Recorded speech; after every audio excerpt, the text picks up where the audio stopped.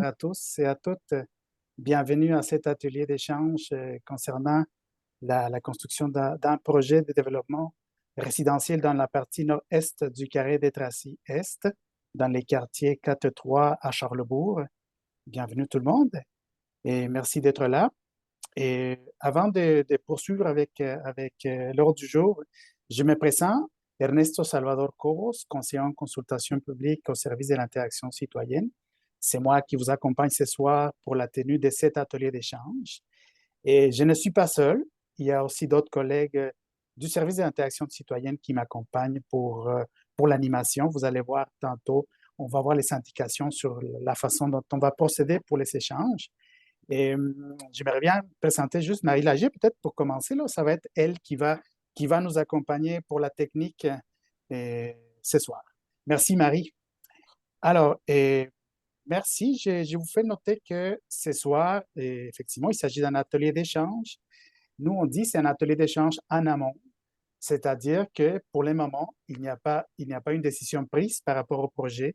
Vous allez voir une présentation d'un projet à l'étude de la part du promoteur. Et du côté de la ville, vous allez avoir des informations concernant les contextes réglementaires, les contextes généraux, ainsi que sur les étapes des consultations publiques à venir. Et je vous fais noter que la séance est enregistrée à des fins pratiques pour la rédaction du compte rendu et aussi pour la publication de l'enregistrement sur la page web du projet que vous connaissez bien puisque vous l'avez visité pour vous inscrire à cette activité. Et alors voilà, et, avant de poursuivre avec la présentation des participants, je vous fais noter que tantôt, je vais vous expliquer l'ordre du jour si vous voulez. Et juste avant de commencer avec les présentations, vous allez avoir les consignes pour ce qui est du fonctionnement de la plateforme Zoom et aussi sur la période d'échange. Alors, merci. Je vais commencer avec la présentation du personnel qui nous accompagne du côté de la ville.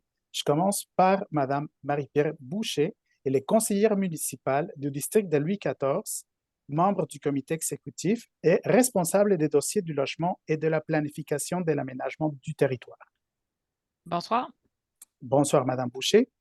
Je vous présente également Monsieur Michel Hubert. Il est conseiller en urbanisme et à la gestion du territoire. Bonsoir. Bonsoir. Je vous présente également Monsieur Étienne Pelletier, conseiller en développement économique au service de la planification de l'aménagement et de l'environnement. Bonsoir à tous.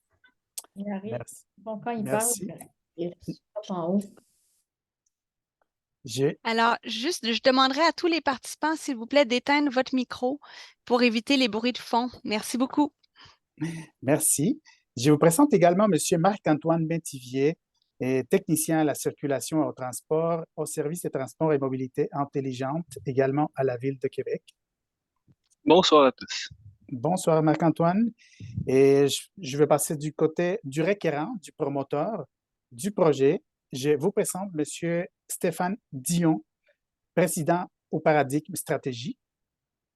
Bonsoir à tous. Bonsoir, Monsieur Dion. Et également, je vous présente Monsieur Jean-Philippe Mercier, associé ingénieur à la firme Génio Expert Conseil. Bonjour. Bonjour. Je vous fais noter qu'il y a d'autres collègues de la Ville de Québec qui nous accompagnent ce soir, ainsi que du côté du promoteur, qui sont là pour vous écouter, pour participer aux échanges et au besoin pour répondre à vos questions. Et, alors voilà. Et, par rapport à la convocation, je vous fais noter que nous avons fait, disons, à l'invitation à cette activité, mais aussi à un atelier d'échange, exactement le même atelier, mais qui aura lieu la semaine prochaine en formule salle, en formule présentielle. Et pour les deux ateliers, on a fait une convocation au secteur qui est touché par les projets. On a distribué environ 1088 portes à 1088 portes la semaine du 6 novembre. Et on a publié les informations sur la page web de la Ville de Québec le 9 novembre 2023. Et alors, pour continuer, je vais céder la parole à Mme Boucher pour les mots de bienvenue et d'introduction à l'activité. Merci beaucoup. Bonsoir. Je regarde un petit peu là, combien de personnes sont présentes ce soir. Là. J'ai 89 d'inscrits avec les équipes, donc je me doute qu'on est environ au moins 75 citoyens qui sont présents ce soir. Donc, je vous remercie de vous présenter pour cette première rencontre. Comme M. Cobos le mentionne, il y a cette rencontre-là qui est en virtuel. Il y aura une rencontre similaire finalement en présentiel. Donc, on va aller rejoindre quand même plusieurs personnes, plusieurs citoyens du secteur. Des rencontres comme celle-là, j'en ai régulièrement, mais rarement dans mon district. Je dois être honnête. Aujourd'hui, je porte différents chapeaux. Là. Les équipes sont habituées de m'entendre parler de mes différents chapeaux. Donc, je suis votre conseillère de district et je suis aussi responsable de l'aménagement du territoire et de l'habitation à la Ville de Québec. Donc, aujourd'hui, ce que j'ai le goût de porter, en tout cas, une portion du chapeau que je porte, c'est vraiment mon chapeau de conseillère de district où que mon rôle, c'est de vous écouter finalement. Écoutez vos préoccupations, écoutez vos commentaires. Vous avez la chance d'avoir cette présentation-là, de pouvoir échanger avec les promoteurs, avec la ville, poser vos questions. Une présentation en amont comme ça nous permet de vraiment juste arriver avec le meilleur projet à la meilleure place. Donc, on est avant le processus de consultation. On est vraiment dans la période où on vient vous écouter. Donc, je ferme mon micro puis je laisse les personnes qui vont faire les présentations le faire, mais je reste avec vous en mode écoute. Merci. Merci beaucoup, Madame Boucher. Effectivement, j'insiste un peu sur le fait que il s'agit d'un projet qu'on vient de discuter avec vous, puis on est en amont. C'est-à-dire que, comme je vous dis, il n'y a pas encore un projet de modification réglementaire en cours. Et, alors, je vous fais noter aussi que je comprends très bien que peut-être vous avez en tête déjà quelques questions à poser. Mais je vous rassure, on va avoir l'occasion, vous allez avoir l'occasion de les poser toutes. Et si jamais au courant des présentations, vous avez aussi des doutes, des questions, notez-les, puis on va avoir, comme je vous dis, l'occasion de les réviser par la suite. Alors, aujourd'hui, on va recueillir vos inquiétudes, vos commentaires concernant les projets qu'on va voir, vous présenter les contextes réglementaires ainsi que les étapes des consultations publiques à venir. Et concernant le déroulement, on va voir dans quelques instants les explications sur comment on va fonctionner pour les échanges en groupe. Et on va vous donner quelques explications sur la plateforme Zoom. Par la suite, nous allons avoir la présentation sur une introduction, puis sur la présentation du contexte général qui est lié au projet par notre collègue Étienne Pelletier. Par la suite, on va passer à la présentation du projet résidentiel par M. Dion. Et nous allons terminer cette partie. Enfin, par la suite, on va parler un peu des mobilités avec notre collègue Marc-Antoine Métivier et nous allons terminer avec M. Hubert pour la partie du contexte réglementaire. Et tout de suite après la présentation, si vous voulez, la grosse présentation, nous allons passer à la période d'échange. Alors voilà, pour donner plus d'explications, je vais céder la parole à ma collègue Marie avant de commencer les présentations. Parfait, merci beaucoup Ernesto. Donc, juste quelques consignes à vous donner. Donc, ce soir, on est dans une séance avec l'application Zoom. Vous avez plusieurs paramètres d'affichage selon si vous êtes sur un téléphone, une tablette ou un ordinateur. Vous pouvez choisir l'affichage galerie ou l'affichage intervenant. Donc, libre à vous, là, si vous voulez voir plusieurs vignettes sur votre écran ou une seule. Vous pouvez aussi masquer les participants sans vidéo. Pour avoir plus de visibilité. Si vous souhaitez intervenir plus tard lors de la période d'échange, vous pourrez utiliser le bouton « Lever la main » ou alors poser votre question ou écrire votre commentaire dans le bouton Q et R. Donc, je pourrais vous redonner les consignes plus tard. Après la présentation, on va se diviser en petits groupes avec des animateurs. Je vous redonnerai les consignes à ce moment-là, mais vous allez voir, vous allez vous téléporter là, dans des salles virtuelles pour qu'on puisse échanger. Et ensuite, on reviendra en grand groupe. Je ne pense pas qu'il y ait des gens par téléphone ce soir. Je vais juste vérifier. Non, je ne vois pas de participants par téléphone. Donc, normalement, vous avez les boutons là, sur votre écran, soit lever la main ou QR. Voilà. Parfois, le bouton lever la main, il est caché dans le bouton réaction. Alors, voilà.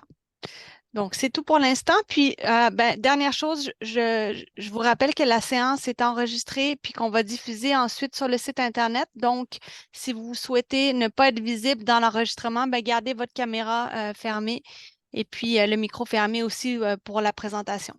Merci beaucoup. Merci beaucoup, Marie. Alors, sans plus tarder, je vais céder la parole à M. Étienne Pelletier pour le début de la présentation. M. Pelletier. Merci, M. Cobos. Est-ce que tout le monde voit la présentation?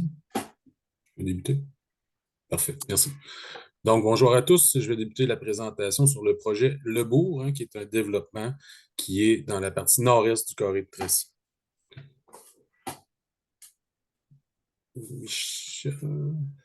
Merci. Donc, le plan de la présentation, M. Ernesto en a déjà donné pas mal les grandes lignes. Donc, je vais débuter avec l'objectif de l'activité, vous présenter la localisation du site et le contexte de planification urbaine. M. Dion, qui est le représentant du promoteur, va vous présenter le projet. Ensuite, mon collègue, M. Métivier, va vous présenter les enjeux de mobilité et de sécurité routière. Et enfin, M. Michel Hubert va vous présenter le processus de modification réglementaire à venir ainsi que les prochaines étapes du projet. Comme l'a dit Ernesto tout à l'heure, donc il y aura une période de questions et de commentaires sur la présentation à la fin. Donc, l'objectif de l'activité, ça a déjà été dit, mais c'est un atelier d'échange. Donc, on vient dialoguer avec vous. On veut avoir vos impressions, vos commentaires. Donc, on vous présente l'opportunité que nous avons ce soir l'opportunité de finaliser le développement du carré de Tracy. Donc, vous allez être appelés à vous déplacer dans des pièces virtuelles pour faire des échanges en sous-groupe dans lesquels vous allez pouvoir regrouper vos commentaires et vos idées. Et par la suite, il y aura un représentant qui va pouvoir faire un retour à nous et aux promoteurs sur les commentaires et les idées qui ont été apportées.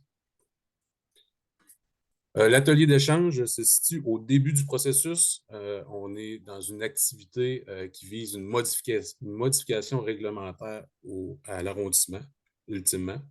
Mais on est à la première étape, donc on vient vous consulter. Si c'est nécessaire, il y aura des ajustements au projet selon les commentaires reçus. Et par la suite, le conseil d'arrondissement débutera un processus de modification réglementaire. Ce n'est pas la dernière fois qu'on vous consultera. Il y aura dans ce processus de modification réglementaire-là également une consultation publique qui sera faite, je pense, en virtuel et en personne encore. Là, je ne suis pas sûr, mais il y en aura au moins une. Et il y a également une période écrite. Et ça vous donnera la chance de donner à nouveau vos commentaires et vos idées s'il y a lieu. La localisation du site. Donc, la plupart d'entre vous connaissez très bien le site. Vous êtes résident du secteur. Donc, on est dans le quartier 4-3, dans le district Louis XIV de Mme Boucher. On est dans le cadran du carré de Tracy. Vous voyez ici à droite, puis là, est-ce que je peux prendre le contrôle? Ça serait plus facile. Oui, alors tout en haut, option d'affichage, tu peux demander le contrôle à distance, Étienne. Merci, Marie. Une chance que tu es là. Demander le contrôle à distance. Parfait, merci. Donc, est-ce que vous voyez mon curseur? Vous pouvez contrôler. On voit la souris qui bouge, oui. Ici, là, quand j'entoure le site. Parfait, merci. Donc, vous voyez, là, on est ici dans le carré de Tracy, le cadran. Il y a une partie manquante.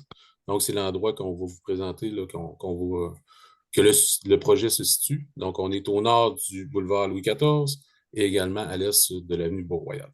C'est accessible par 2 rues. Là. Il y a 2 rues qui se terminent sur le site. On a la rue Anne-Pivin et la rue Astrid qui est ici. Quand je vous parlais de la rue Astrid et Anne-Pivin, là, vous avez les photos en haut à droite.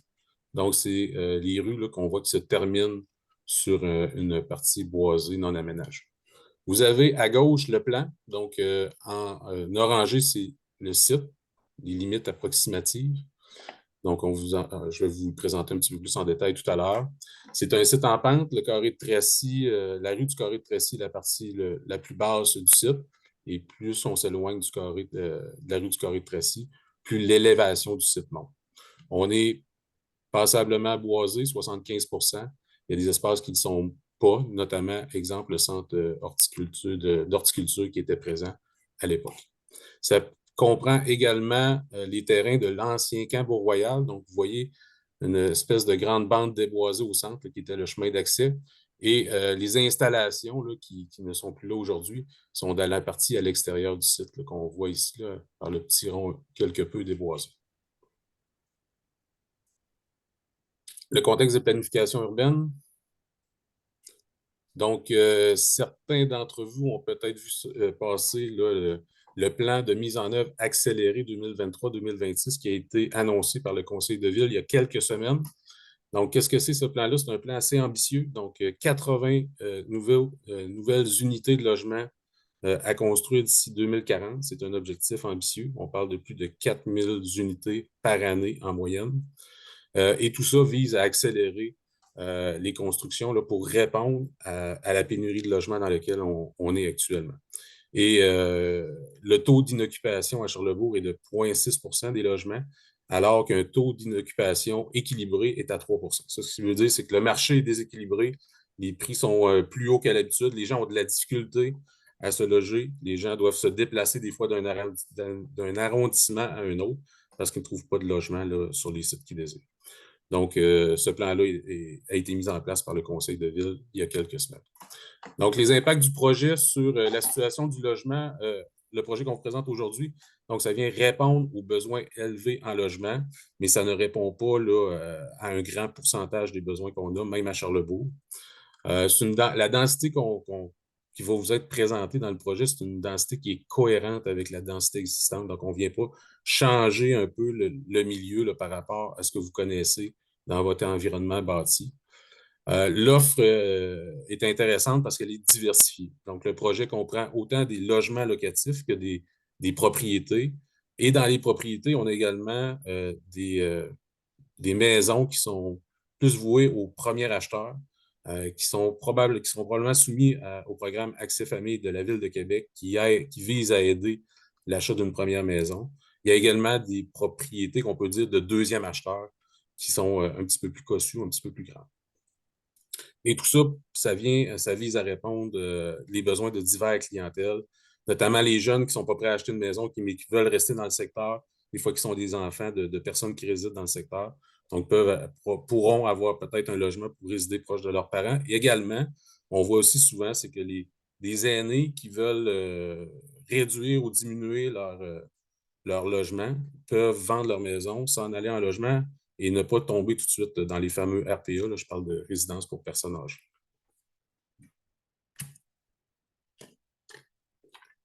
L'historique du projet. Donc, ça remonte depuis plusieurs années qu'on travaille sur ce site-là.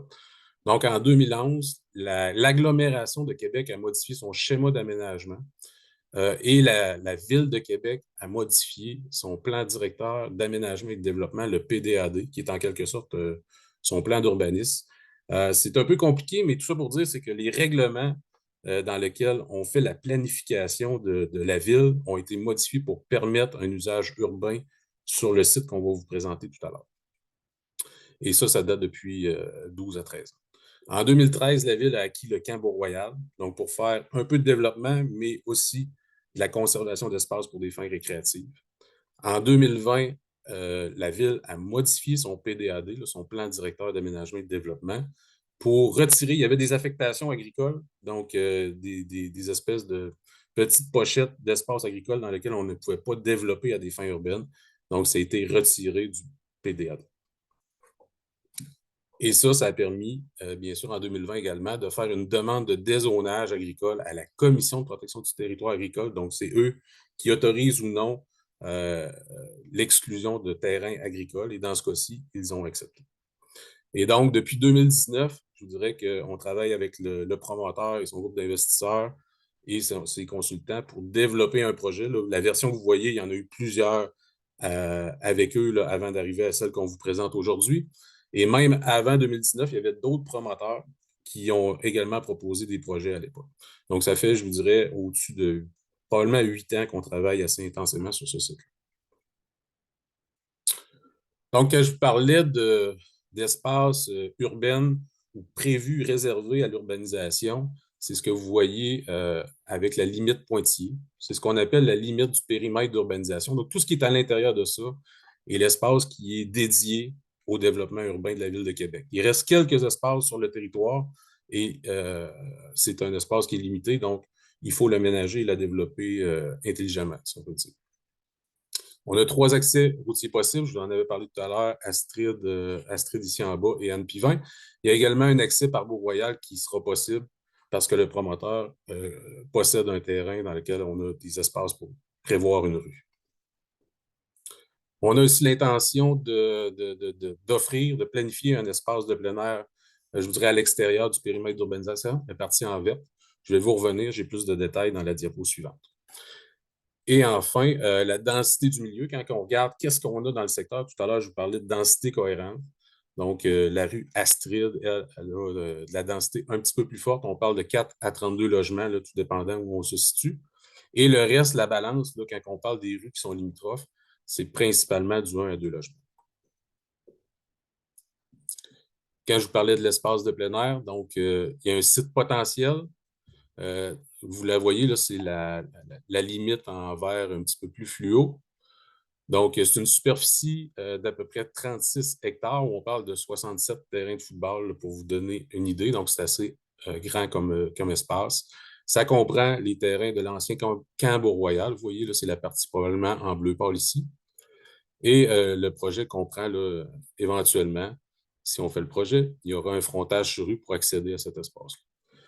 Actuellement, il n'y a rien de canné, mais on travaille avec le promoteur pour faire une entente pour s'échanger des terrains, qu'il y ait une transaction. Donc, les terrains que vous voyez en rouge pâle, c'est les terrains du promoteur qui seraient cédés à la ville. En contrepartie, le promoteur agite les terrains que vous voyez en orangé pointillé à des fins de développement urbain. Tout ça, pour nous, consiste en une opportunité unique. Hein. Des espaces comme ça à Charlesbourg, il y en a très peu. Il faut dire également que c'est un espace qui est déjà utilisé par certains citoyens de façon informelle et on viendrait concrétiser cet usage-là avec le projet qu'on vous parle aujourd'hui.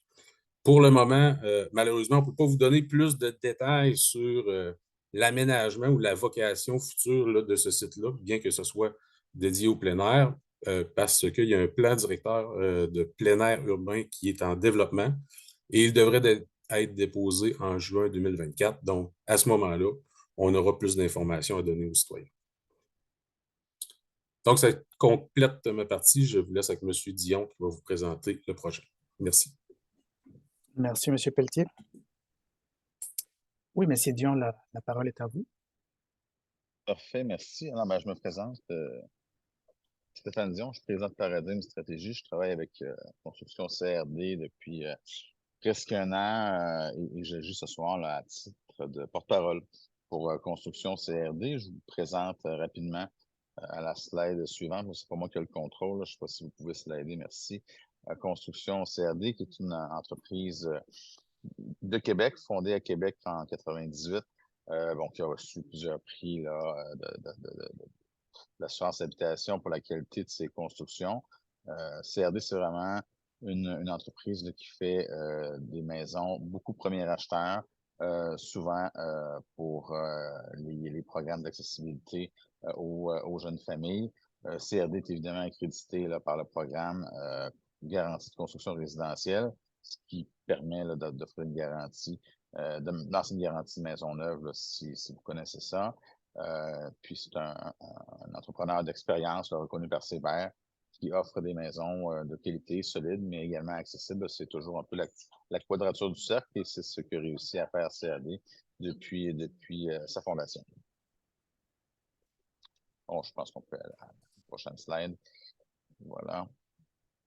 Alors, comme le dit M. Pelletier, là, on est en discussion avec la Ville depuis plusieurs années pour réaliser les échanges de terrain qui vont permettre de créer le parc, de verser dans le domaine public, de redonner dans le fond à la collectivité via un jeu d'échange de terrain, un vaste espace public vert de 36 hectares au nord du projet, environ l'équivalent de 50 terrains de football qui pourraient être réservé pour un éventuel usage public. M. Pelletier en parlait là, dans le cadre d'une réflexion qui appartient là, vraiment à la Ville. l'espace forestier qui sera rendu au public, à la collectivité de la ville et de 36 hectares. Le projet résidentiel de 2 fois moins important de 18 hectares. Donc, il y a vraiment un gain net dans le domaine public pour l'espace situé au nord. Donc, ça fait partie de l'opportunité qu'on a vue de part et d'autre, je pense, pour aller de l'avant avec ce projet-là. Le projet lui-même, slide suivante, je ne vois pas. Voilà. Donc, potentiel, selon les discussions actuelles, évidemment, on est en début de dialogue avec vous. Tout ça peut changer en fonction de la faisabilité économique et aussi de la typologie du terrain, mais on s'enligne vers à peu près 350 unités de logement unifamiliales de divers types, mais on vise toujours l'abordabilité. C'est un peu la marque de commerce, c'est pas un peu, c'est ce que fait CRD dans ces constructions-là par l'accès famille, des jumelés pour faire une densité douce et intelligente, et puis des logements, mais des blocs de 6 unités plutôt que des tours d'habitation. On est plus dans des petits blocs appartements pour les jeunes ménages. Donc voilà, le but, c'est d'offrir des logements aux jeunes, aux familles et puis aux aînés. Donc, et puis on pense arriver à point, évidemment, avec la pire crise du logement de l'histoire récente du Québec et de Québec, là, particulièrement à Charlebourg avec 0,6 d'occupation. C'est clair qu'il y a une très, très forte demande qui ça va permettre aux gens de Charlebourg de demeurer dans la ville de Québec plutôt que de faire comme beaucoup d'autres, malheureusement, le font, puis de s'installer dans les villes périphériques, là où il y a beaucoup de projets de développement qui se font. Alors, sur le plan, là, vous voyez pour l'instant ce qu'on voit en termes de typologie, d'unité sur le terrain. Donc, les maisons unifamiliales et jumelées seraient localisées plutôt à l'ouest de la nouvelle rue. La densité de 6 logements serait regroupée dans le prolongement de la rue Astrid, où des logements similaires ont déjà été construits. Donc, comme disait M. Pelletier, là, on aura à travailler fort avec la ville pour être très cohérent au niveau des densités actuelles. Et puis, comme on vous le disait, là, je vais passer beaucoup de temps là-dessus, pas à moi présenter le programme Accès Famille. Peut-être que vous le connaissez déjà. Nous, on le connaît assez bien parce qu'on s'en sert souvent sur une aide financière qui est offerte là, aux familles admissibles pour la mise de fonds nécessaires à l'acquisition d'une maison neuve. C'est un crédit d'accession à la propriété qui prend la forme d'un prêt sans intérêt et sans versement. Et puis, si la maison est homologuée Novo Climat, le crédit est bonifié par une remise directe sur l'hypothèque de 3,5 %. Donc, évidemment, il y aura un enjeu de coût de construction des unités pour le prix de vente pour pouvoir aller chercher l'accessibilité au programme Accès Famille, mais c'est l'objectif qu'on poursuit. Il y a aussi été question de répondre à un besoin qui nous a été signifié par la Ville d'insérer dans le nouveau projet, dans la portion à l'est, là où la densité sera la plus intéressante, un centre de petite enfance, une garderie, dans le fond, qui va pouvoir venir desservir le nouveau quartier, mais également les résidents et les familles qui résident au pourtour dans le secteur présentement. Donc, en conclusion, on pense qu'on travaille pour faire un quartier où il fera bon vivre, pour permettre à des familles de Québec de se loger à Québec, donc contribuer à combattre l'étalement urbain puis l'exode des jeunes familles vers les villes périphériques qui connaissent des taux de croissance au-dessus de 10 %, alors que Québec, c'est beaucoup plus difficile. On veut offrir différents types de logements à différentes clientèles, jeunes familles et aînés, contribuer à l'échelle du projet, évidemment, là, à combattre et à résoudre la crise du logement. Évidemment, l'arrivée de nouveaux résidents va soutenir la vitalité des institutions du secteur, des commerces du secteur, puis ben, plus de gens dans un quartier justifie également, généralement aussi, l'augmentation de la desserte en transport en commun notamment. Et ça, c'est à la ville qui va pouvoir répondre et y travailler, mais l'histoire nous démontre que ça fonctionne de cette façon-là. Merci beaucoup, M. Dion. M. Marc-Antoine Métivier, à vous la parole. Est-ce que l'on m'entend bien? Oui. Donc, on peut passer à la prochaine diapositive. Moi, je vais discuter aujourd'hui avec vous là, par rapport au point qu'on va soulever du réseau routier à proximité du développement qui est actuellement projeté. Le réseau routier à la Ville de Québec est classifié de façon fonctionnelle là, selon une hiérarchie. Une hiérarchie qui est faite en fonction d'une matière de mobilité qui repose sur plusieurs critères reflétant leur importance. Ce qu'on peut voir ici dans la légende à droite, c'est que le réseau routier de la Ville de Québec, d'ordre général, a toujours un réseau qui est artériel, des endroits où il y a des gros débits de circulation, plusieurs voies de circulation aussi. Les rues aussi qui sont collectrices, donc on peut voir toute Beau-Royal, l'avenue du Beau-Royal à partir du nord de Louis XIV, l'avenue des Diamants, Jean Talon, sont des rues qui permettent de transiter d'un quartier à un autre. On poursuit par la suite avec les rues qui sont locales. Deux types de rues locales, des rues à titre plus résidentiel ou encore des rues à titre plus principal. On pense ici à la rue Astrid, par exemple, qui permet de transiter jusqu'à une rue collectrice. On peut passer à la prochaine diapositive. De façon un petit peu plus précise maintenant et surtout actuellement, on se situe à proximité d'une école primaire du Beau-Royal. À la Ville de Québec, depuis 2020, on a mis au point la stratégie de sécurité routière qui englobe plusieurs solutions aux enjeux de sécurité routière, dont notamment les aménagements à proximité des écoles primaires. Avec un total de 115 écoles primaires, il fallait établir un ordre de priorisation au niveau des interventions. Et l'école du Beau-Royal, ici, on est venu faire des analyses sur le terrain en 2022. Donc, des interventions là, sont projetées là, à court terme. Je vous en parle juste après. Des arrêts obligatoires ont été ajoutés là, à l'intersection nord du carré de Tracy en raison d'enjeux de visibilité. Même chose au niveau du château Bigot, par exemple, les arrêts là, sont à venir, ne sont pas encore présents sur le terrain. Maintenant, j'attire votre attention sur la couleur qu'on rattache à toutes les rues. Bien sûr, en fonction de la hiérarchie du réseau routier, on est capable d'ajuster une limite de vitesse prescrite sur la rue. Donc, on va commencer dans un premier temps avec Louis XIV, l'avenue du Beau-Royal, qui sont des artères du réseau routier, bien sûr prescrits à 50 km/h. Pour ce qui est des rues maintenant qui sont à titre local, principal ou encore des rues collectrices, donc avec des largeurs plus élevées, des débits de circulation aussi plus élevés, c'est les rues qui sont illustrées en vert. Donc, on peut voir ici la rue Astrid là, à droite du plan et la rue Anne-Pivin, là, qui est une autre connexion du développement projeté. C'est des rues qui seront principales, donc ils vont le rester dans le prolongement du développement. Maintenant, qu'est-ce qu'on peut mentionner, c'est au niveau de l'intersection du boulevard Louis XIV et de l'avenue du Beau-Royal.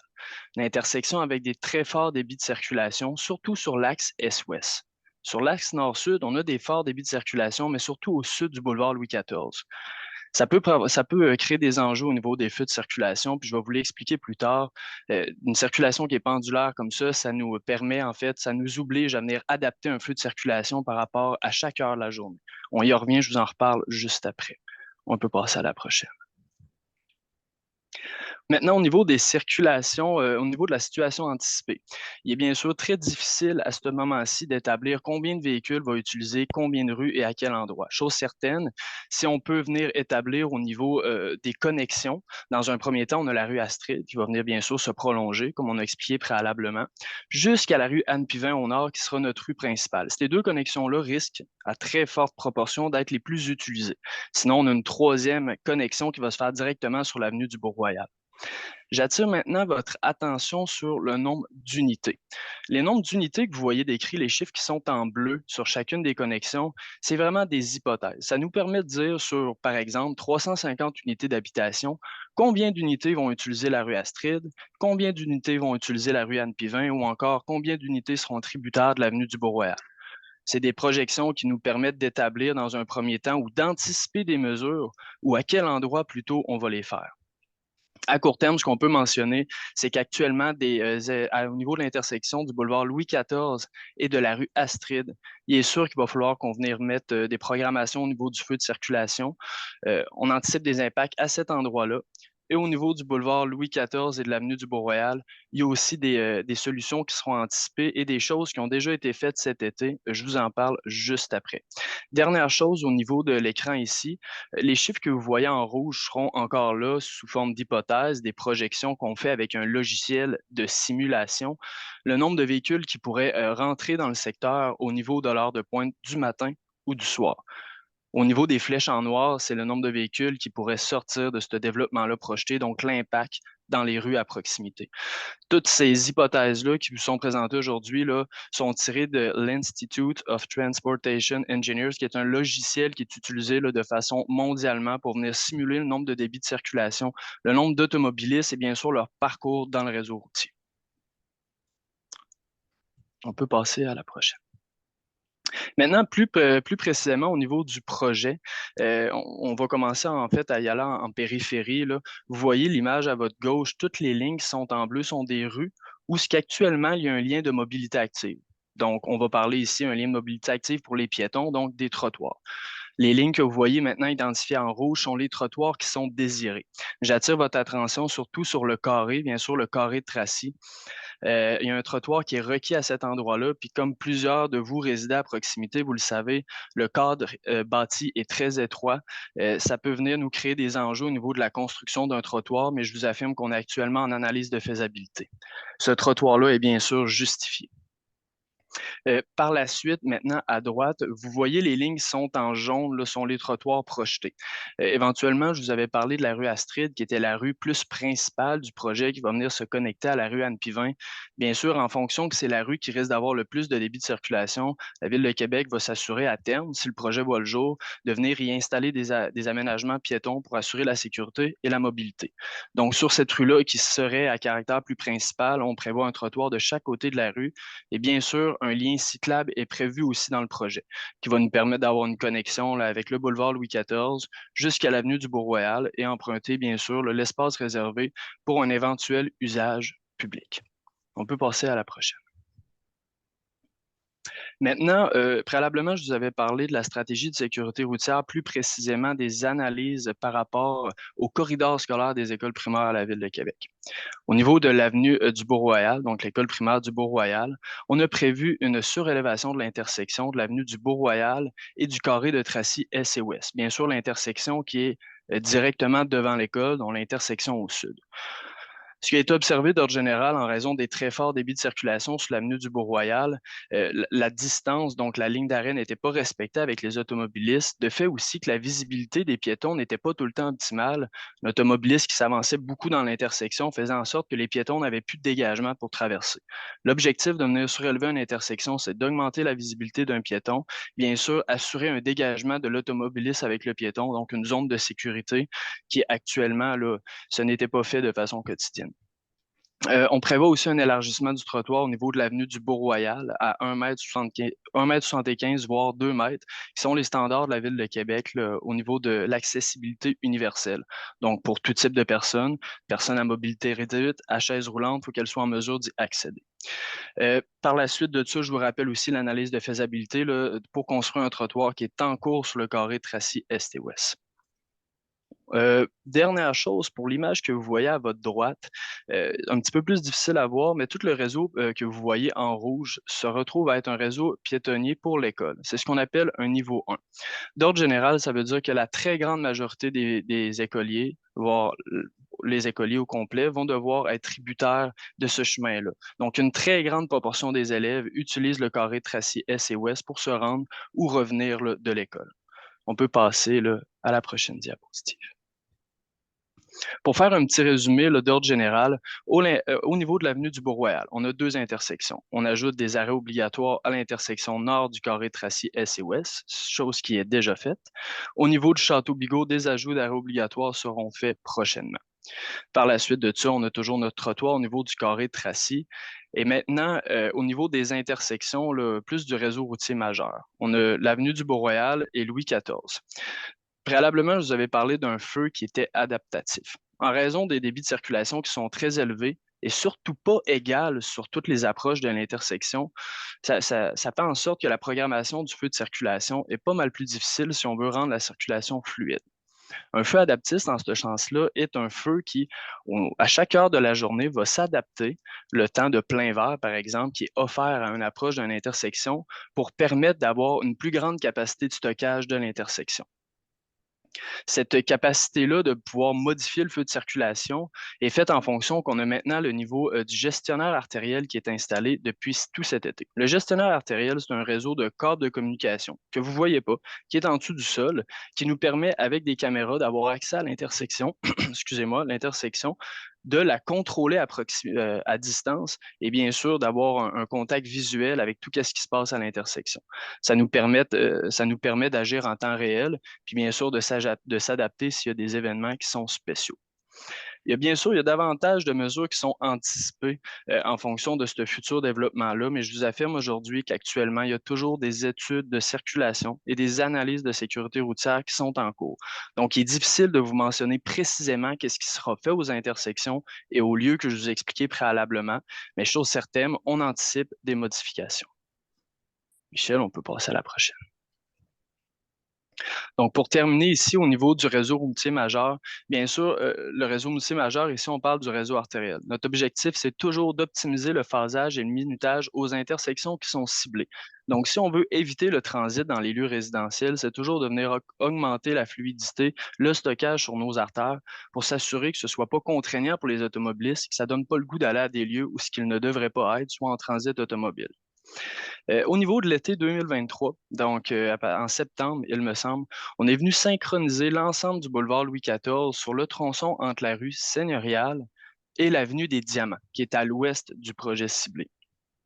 Cette synchronisation-là est un bon impact au niveau de la fluidité automobile, mais reste un enjeu au niveau de l'intersection de l'avenue du Beau-Royal, étant donné que le feu, je vous rappelle, est adaptatif. Donc, il est très difficile d'avoir une fluidité qui est exemplaire à cette intersection-là en raison des enjeux que j'avais déjà expliqués.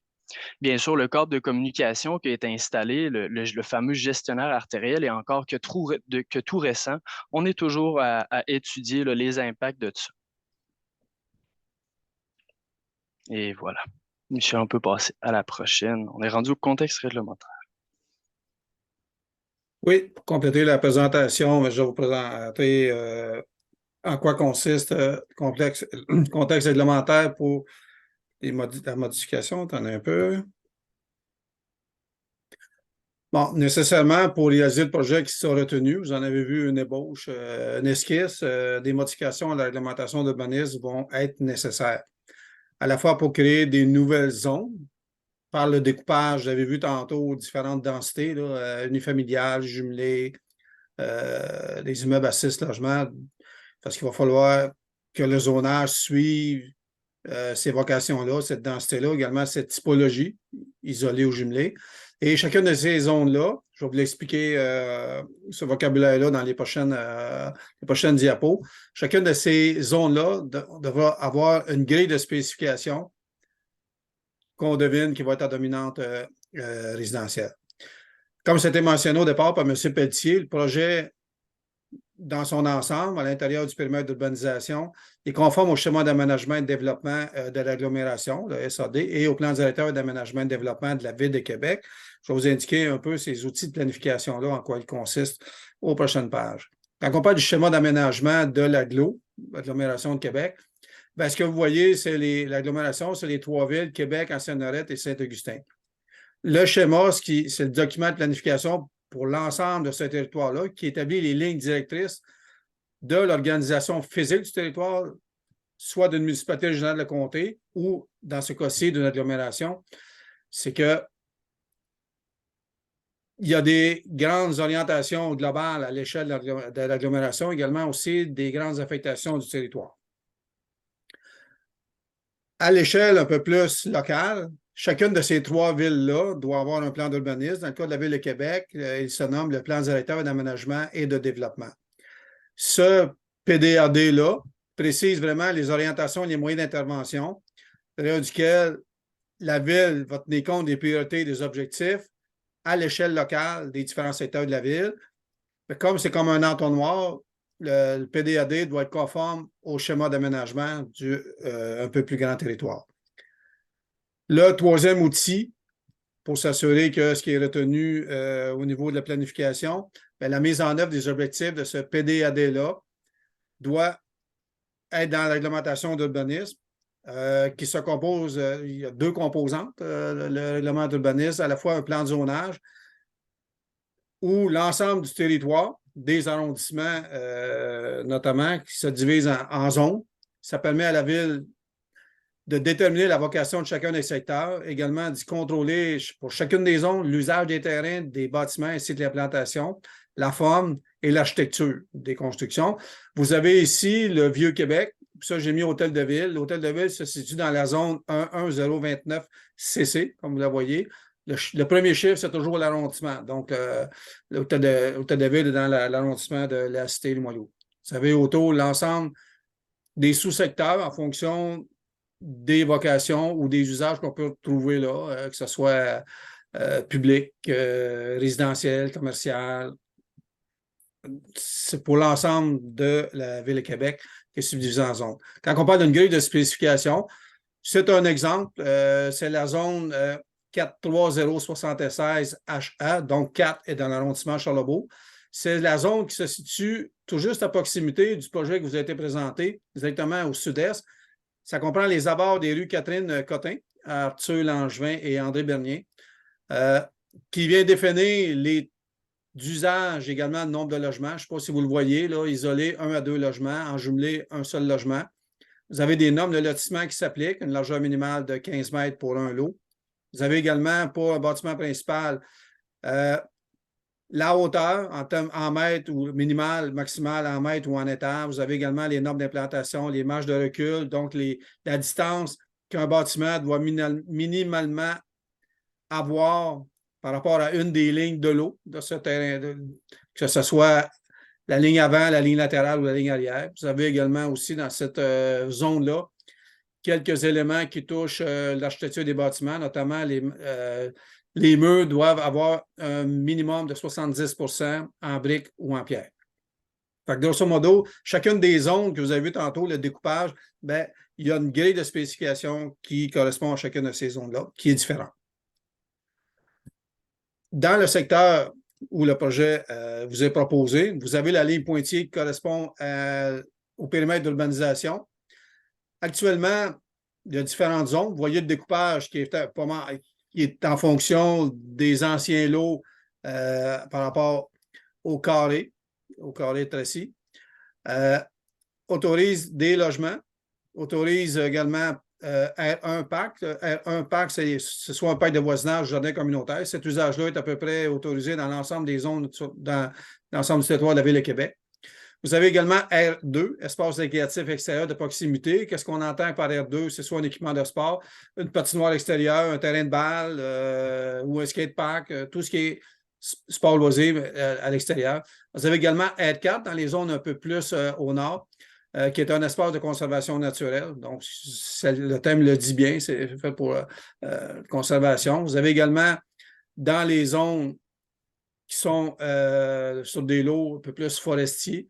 Vous avez A1 qui est culture sans élevage. Vous avez également F1, activité forestière sans pourvoirie. Et la grille de spécification permet également d'avoir des usages spécifiques qu'on peut ajouter. Dans ce cas-ci, il y a certaines zones, notamment un peu plus au nord, qui permet des sentiers de vélo de montagne ou de ski de fond. C'est comme ça que ça fonctionne, le zonage. Je vais vous expliquer les prochaines étapes. C'est que ce processus-là, ça ne se fait pas dans une semaine, je vous dirais. L'ensemble de ces étapes-là, ça a l'air petit sur la diapo, mais ça prend à peu près un minimum de 4 mois à réaliser.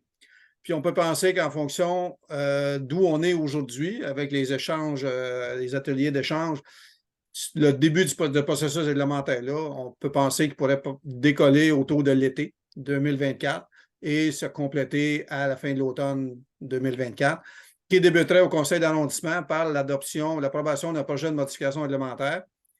Et dans le sommaire décisionnel qui approuverait ce projet-là, donne une date où se tiendrait l'Assemblée publique de consultation qui est lié à la loi sur l'aménagement d'urbanisme. M. Petit vous a mentionné tantôt qu'à plusieurs étapes d'ici à la fin du processus qui est là, les gens sont consultés, les gens peuvent donner des commentaires, les gens peuvent se prononcer. Le lendemain de cette soirée-là d'Assemblée publique de consultation, M. Salvador Cobos pourrait vous en discuter, c'est qu'il y a un délai de 7 jours pour avoir également des commentaires écrits. On peut formuler des commentaires au micro lors de l'Assemblée publique de consultation, mais il peut y avoir des commentaires écrits aussi dans les 7 jours qui suivent cette date-là. Par la suite, on retourne au conseil d'arrondissement qui, lui, donne un avis de motion et adopte le projet de règlement.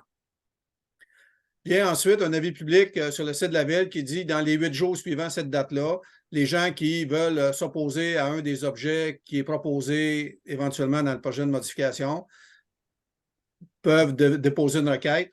Et par la suite, s'il y a un nombre de requêtes suffisant, on peut aller en ouverture de registre et éventuellement, s'il y a un nombre encore suffisant là dans le registre, on peut aller à un référendum. Le point final de ce processus-là, c'est l'adoption du règlement par le conseil d'arrondissement toujours. Et dans les jours, les 2 semaines qui suivraient cette adoption-là, si le processus se lance que là, il y aura une entrée en vigueur du règlement. À ce titre-là, après ça, il y aura des discussions entre la Ville et le promoteur pour voir maintenant comment va s'articuler le développement de manière un peu plus physique sur le terrain. Voilà pour ma partie. Ça conclut la présentation. Merci beaucoup, M. Hubert. Merci beaucoup à vous 4 pour les informations. Et là, maintenant, on va passer à la période d'échange. Je vais demander à mes collègues du service d'interaction citoyenne, Camille, Héloïse, Daniel, Anne, Hélène et moi-même. Et nous allons vous accompagner durant la période d'échange. Je comprends que maintenant, vous avez reçu beaucoup d'informations et parfois, je comprends que c'est difficile de tout assimiler. Je vous rassure, à partir de demain, vous allez pouvoir trouver la même information sur le site web, sur la page web du projet que vous connaissez bien. Alors, ça va être peut-être à partir de ce soir même que vous allez... Ernesto, si tu me permets, on va verser la présentation mercredi prochain à la fin du 2e atelier. Okay, comme parfait. on a un autre atelier de prévu, on va attendre le prochain atelier pour partager la présentation pour que tous les citoyens puissent la voir en même temps. Merci beaucoup, Marie. En fait, tout ça pour dire que vous allez pouvoir consulter les informations. Je comprends aussi que vous avez pour le moment peut-être quelques questions déjà. Et nous, de notre côté, on souhaite aussi vous poser quelques questions, justement dans l'objectif de pouvoir améliorer, si vous le trouvez qu'il y a du sens, qui est nécessaire, améliorer le projet. Nous avons 3 questions, mais les collègues animateurs qui vont vous accueillir dans les groupes vont vous les poser. De manière générale, c'est avoir votre avis concernant les projets qui vous est présentés et savoir si vous trouvez s'il y a des éléments ou des caractéristiques qui pourraient contribuer à l'améliorer, ainsi que on aimerait bien savoir si vous trouvez qu'il y a des idées pour le bonifier en matière de type d'habitation, d'espace public, de mobilité active, de services comme le CPE par exemple, entre autres. Mais là, les collègues qui vont vous accueillir vont vous expliquer tout cela.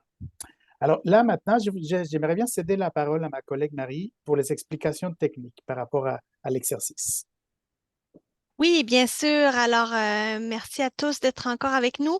Il y a quelques personnes qui ont posé des questions via le QR. On en a répondu à certaines par écrit, mais pour les autres, sachez qu'on va pouvoir y répondre dans vos sous-groupes. Au besoin, on va vous envoyer les intervenants pour répondre à vos questions. Donc, dans quelques instants, je vais partager, je vais ouvrir des salles virtuelles et vous allez être téléportés virtuellement dans un groupe. Donc, on a des animateurs. Donc, vous les voyez à l'écran si vous êtes en affichage galerie. Donc, tous mes collègues qui ont le logo participation citoyenne vont chacun animer un sous-groupe. Et donc, on va vous poser des questions, on va vous faire échanger sur le projet qui vous a été présenté. Donc, quand vous allez voir à votre écran, vous allez avoir une fenêtre qui va s'ouvrir, qui va vous indiquer à accepter d'aller dans la salle virtuelle. Donc, vous cliquez accepter, puis vous allez être déplacé. Et par la suite, on reviendra en grand groupe et on va partager tout ce que les gens nous ont dit dans les différents groupes. Si jamais pour une raison ou une autre, vous êtes éjecté de la rencontre, alors simplement utilisez le même lien Zoom que vous avez reçu là, par courriel. Vous re-rentrez à nouveau dans la réunion et puis moi, je vous attribuerai à nouveau dans une salle virtuelle et puis je vous accompagnerai. Donc, pour les intervenants en ville, vous allez aussi avoir une salle où vous allez être assigné. Et puis, au besoin, je viendrai vous chercher si on a besoin de vous pour répondre à des questions. Alors, voilà. Donc, bonne séance à tous. Je vais ouvrir les salles. Merci, Marie. Marie, et bonjour tout le monde. Et, alors maintenant, on va partager avec tout le monde nos inquiétudes, nos questions et puis nos points pour bonifier le projet, peut-être si nécessaire ou si vous le trouvez convenable. Et pour cette partie, nos collègues vous ont demandé de nommer un porte-parole qui va nous parler un petit peu de vos principales conclusions. Dans mon cas, c'était moi, ça va être moi le porte-parole, mais j'aimerais bien plutôt commencer avec les autres groupes, là. Alors, je vais demander à mes collègues, peut-être je pourrais commencer avec Anne Pelletier, et pour partager les principales conclusions de votre groupe. Merci Ernesto. Alors, je vais demander à Mme Dominique Potvin-Côté qui a accepté de prendre les notes et de faire la synthèse là, du groupe. On était environ 11-12 personnes. Là. Merci Bonjour. Anne. Bonjour. Mon nom, c'est Émilie Martin. Je n'ai pas le bon ordinateur. Fait que j'ai été nommée pour partager là, les préoccupations qui ont été nommées par le groupe. D'abord, il y a quelqu'un qui habitait dans le quartier qui a été fait là, sur Astrid, qui rapportait vraiment une mauvaise expérience avec le promoteur. Puis les enjeux qui étaient soulevés, en fait, là, c'est que les résidents avaient été obligés finalement de payer pour l'aménagement paysager, de payer pour le revêtement extérieur aussi. Donc, il y avait une histoire de garantie de construction neuve, tout ça. Donc, c'est un point qui a été soulevé là, par des citoyens. Fait que de peut-être exiger un contrôle un peu par la ville. Puis ensuite, on a parlé d'un contrôle par la ville des nuisances pendant la construction. Donc, contrôle ça peut être des poussières par rapport à la finition du terrain avant. Donc, la ville mette un peu des règlements ou encadre un peu ça. Sinon, dans les inquiétudes qui ont été soulevées, ce serait de s'assurer que les écoles aient la capacité pour accueillir tous les enfants qui vont être là. Aussi, de sécuriser les déplacements des enfants. On a nommé aussi qu'actuellement, c'est quand même un enjeu là, déjà actuellement, fait qu'on projette que ça va être encore plus difficile. Le carré tracé, il y a une question de la largeur du carré tracé qui n'est pas suffisante. Puis les enfants empruntent le carré tracé pour aller à l'école. Il y avait beaucoup d'inquiétudes par rapport au trafic, puis par rapport à la capacité routière actuelle, comment ça allait pouvoir être adapté. Sinon, les gens, c'est un peu décousu, je le dis dans l'ordre qu'on en a parlé. Les gens ont parlé qu'il était important pour eux d'avoir un accès facile à la forêt. Donc, que tout le monde puisse avoir accès au parc pour pouvoir aller en plein air. Ensuite, on a reparlé d'inquiétude par rapport au fait qu'il y avait beaucoup de jumelés. Puis ça allait faire un enjeu par rapport au stationnement. Fait qu'il y en a qui se questionnaient par rapport au stationnement. S'il n'était pas suffisant pour les jumelés, ben, les gens vont se stationner dans les rues. Fait que là, ça va compromettre aussi, s'il y a beaucoup de jumelés, ça pourrait compromettre la beauté puis l'harmonie des terrains puis du secteur. Donc, dans notre sous-groupe, ce que les gens auraient souhaité, c'est qu'il y ait peut-être un peu moins d'unités pour avoir moins de trafic, pour avoir moins d'enjeux de voitures dans les rues, tout ça. Sinon, dans les idées aussi, ce serait d'augmenter les zones projetées pour des parcs pour faciliter peut-être le déménagement dans les secteurs qui avaient des jumelés. Aussi, on a parlé dans les parcs d'aménager des modules de jeu pour les enfants. Aussi, dans les inquiétudes, il y avait comment sécuriser la rue Astrid pendant les travaux, parce qu'il y a beaucoup d'enfants qui demeurent dans ce secteur-là.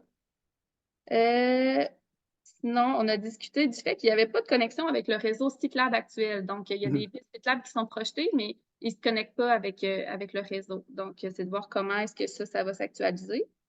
Puis sinon, un participant qui a nommé que ce serait intéressant de limiter le nombre de logements à 350. Il dit que pour lui, c'était vraiment comme son maximum. C'est comme si là, il y a un chiffre qui est 350 plus, mais on ne sait pas si ça va se terminer à 350 ou ça va juste comme augmenter. Donc, ils souhaitaient qu'il y ait comme une limite, qu'on puisse mettre ça clair tout de suite. Mm. Puis sinon, ben, c'est important aussi pour les participants de préserver des espaces de verdure.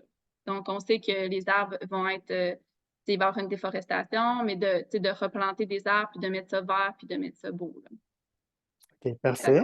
Ça fait Merci. le tour de ce qu'on a parlé. Merci Merci, beaucoup. Mme Martin. Ça fait plaisir. Merci. Est-ce qu'il y a des questions? En fait, vous avez parlé de beaucoup d'inquiétudes, beaucoup de questionnements, mais disons des questions qui pourraient peut-être être répondues maintenant par le personnel de la ville ou par les promoteurs. Avez-vous eu l'occasion de poser des questions directement durant la discussion de votre côté? Moi, je peux répondre. Oui. Peut-être en faire moi aussi quelques-unes. OK. Même chose pour moi. OK. Parfait. Allez-y. Je commence par c'est qui avait Juste, dit? Ernesto, si je peux me permettre, je Oui. vous demande d'être concis dans vos réponses, s'il vous plaît, parce qu'on est nombreux. Puis, je vais juste fermer le micro. On entend du bruit. Excusez-moi. Donc, c'est ça. Je vous demanderai d'être concis, les intervenants de la ville, parce qu'on a beaucoup de groupes, puis on veut donner la chance au plus grand nombre de personnes de s'exprimer. Merci. Merci, Marie. Alors, on commence par M. Pelletier. Oui. D'accord, merci. Donc, rapidement, question des écoles. Je vous dirais qu'on fait à chaque année un suivi avec les commissions scolaires. Donc, on leur envoie les projets de développement qui sont projetés dans celui-là. On leur donne, eux, calculent leurs besoins. La ville n'a pas c'est pas nous qui s'occupons de la gestion des écoles puis des places à l'école pour les enfants. Là. Donc, nous, on leur donne les projets qui s'en viennent, eux calculent leurs besoins. Et soit dit en passant, la nouvelle loi sur l'instruction publique exige de la ville de lui réserver des terrains, offrir des terrains, lui donner des terrains accessibles et desservis. Donc, éventuellement, nous, on va travailler avec la commission scolaire là, selon leurs besoins. Quand ils nous annoncent, nous demandent un terrain, on doit leur trouver un terrain. Là. Mais dans ce secteur-là, comme ça, dans le projet qu'on a là, on n'a pas reçu la demande. Pour l'accès facile à la forêt, vous allez voir dans le concept, là, il y a une rue qui part du carré de Tracy qui monte directement au parc. C'est ce qu'on a voulu faire et tous les liens piétonniers se rendent à peu près à cette voie-là. Donc, le but étant effectivement de se rendre le plus rapidement possible à l'espace forestier, l'espace de récréation. Les parcs et modules de jeu, effectivement, c'est une bonne question. Puis j'étais dans une autre salle qui nous a demandé un peu la même chose. Donc, oui, là, c'est possible peut-être de bonifier. C'est quelque chose qu'on va prendre en note.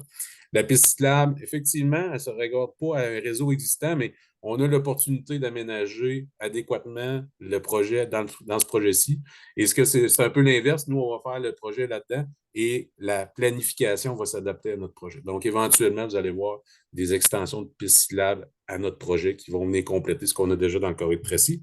Au niveau des unités maximum, c'était 350 maximum. C'est un bon commentaire dans le sens qu'on pense qu'on va être plus autour de 350, on n'arrivera pas au-dessus de ça. La grosse différence, c'est que des fois, il y en a qui modifient l'unifamilial pour du bifamilial. Mais comme on a tellement, tu sais, on n'a pas beaucoup d'unifamilial dans le projet, on ne pense pas qu'ils vont se transformer en bifamilial. Donc, probablement qu'on va être proche de 350 unités. Et pour les arbres, c'est sûr qu'on est en pente, il y a beaucoup de remblais, déblais. On favorise beaucoup la plantation du bon arbre à la bonne place. Donc, on prévoit un arbre en cours avant quand c'est possible sur les terrains qui vont le permettre. Des fois, il y a des contraintes techniques, notamment les réseaux souterrains et ainsi de suite. Et à l'arrière, il y a une bande de 7,5 mètres là, dans laquelle on fait un calcul. C'est une des normes les plus restrictives là, qu'on a sur le territoire de la Ville de Québec. Donc, c'est sûr que la première année, on n'aura pas une forêt en arrière l'eau, mais éventuellement, il va y avoir des bandes boisées à l'arrière qui vont se régénérer et qui vont permettre aussi d'avoir une canopée intéressante. J'espère que j'ai fait ça assez vite et donné assez de réponses rapidement. Merci beaucoup, M. Pelletier. Il y avait M. Métivier qui voulait aussi rajouter des informations. Oh, c'est correct? Que très brièvement, là, mon collègue, M. Pelletier, l'a déjà fait, mais je vous confirme qu'il est requis de mettre à jour le réseau cyclable ou tout simplement d'en ajouter un sur la rue Astrid, étant donné qu'il est absent actuellement. Et voilà, les mises à niveau comme ça sont toujours faites avec des services conjoints à la Ville de Québec et d'ordre général, on essaie de profiter d'opportunités de travaux lorsque nécessite des aménagements là, pour poursuivre le réseau cyclable. C'est parfait, merci beaucoup. Je vois qu'il y a deux mains levées, M. Lefrançois puis M. Bousseau. Et désolé, je vais continuer avec les groupes, si vous me permettez. Oui, on va poursuivre Ernesto parce qu'on ne pourra pas réponses. tous répondre aux questions, Tout à malheureusement. fait, exactement. Alors, Puis il y a beaucoup de... En fait, on a déjà commencé, je vais répondre à quelques questions. Alors, je vais passer à ma collègue Héloïse, le groupe Héloïse, pour continuer avec les conclusions.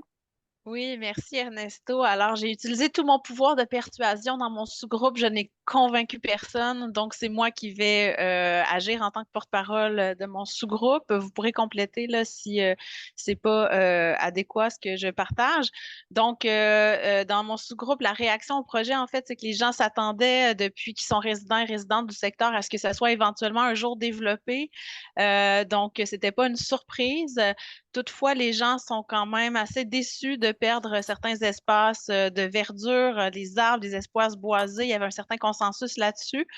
Donc, dans le cadre du développement du projet, il aimerait beaucoup pouvoir conserver le plus grand taux possible de forêts et d'arbres matures. Donc, on a parlé beaucoup de verdissement. Donc, garder le plus possible d'arbres, éviter de tout raser et de construire ensuite, mais essayer de construire avec, en prenant en considération les arbres matures existants puis le réseau de sentiers. Donc, il y a un réseau de sentiers qui traverse le carré. Donc, essayer de construire tout en maintenant ce réseau de sentiers-là puisque c'est considéré comme étant agréable. De rendre aussi le plus grand, dans la perspective de rendre l'espace le plus boisé possible, d'essayer de rendre public, donc le parc qui est prévu pour être privé. Donc, d'essayer de le rendre plus accessible au public. Puis pour l'espace qui est prévu pour être public, donc il y a eu plusieurs suggestions pour aménager, comme l'a dit une autre participante, là, des modules de jeu, des modules d'hébertisme. Bref, il y avait plusieurs idées là, pour animer cet espace-là. On a parlé aussi de sécurité routière et de circulation. Donc, il y a des préoccupations qui ont été nommées, notamment concernant la circulation, l'augmentation du volume de circulation sur Beau-Royal, qui est une artère qui est très occupée en ce moment, puis aussi sur la rue Anne-Pivin. Puis évidemment, avec augmentation de la circulation routière, il y avait augmentation des craintes par rapport à la sécurité routière, à la sécurité notamment des enfants.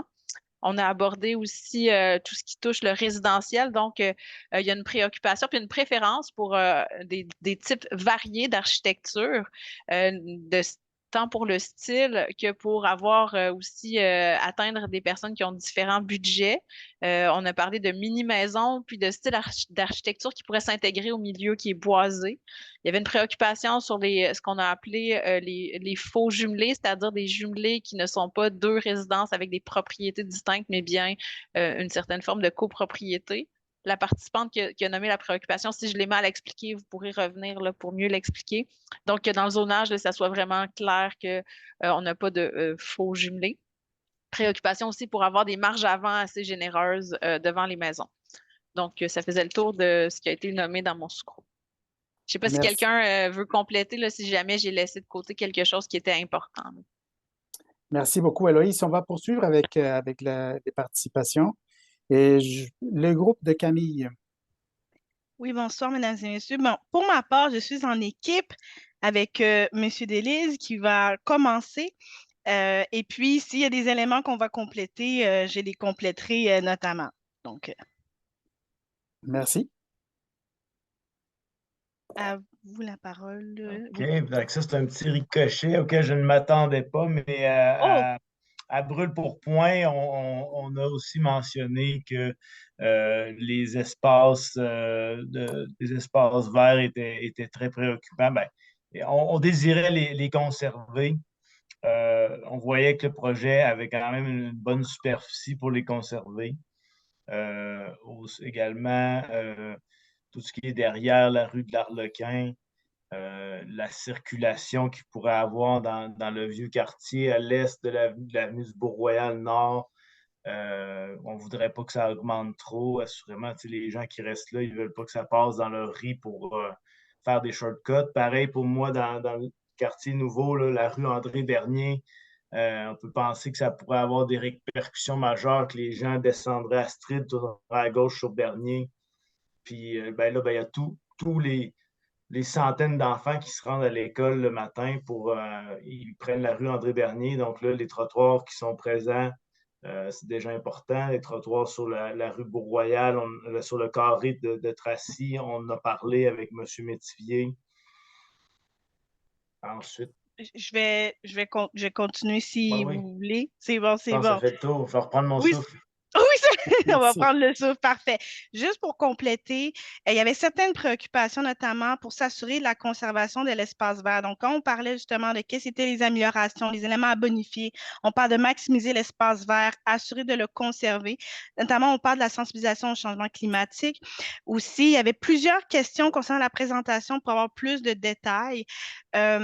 On parlait justement que c'était important d'assurer de bien conserver parce que plusieurs utilisateurs du quartier utilisent le parc, notamment donc la préoccupation par le parc public.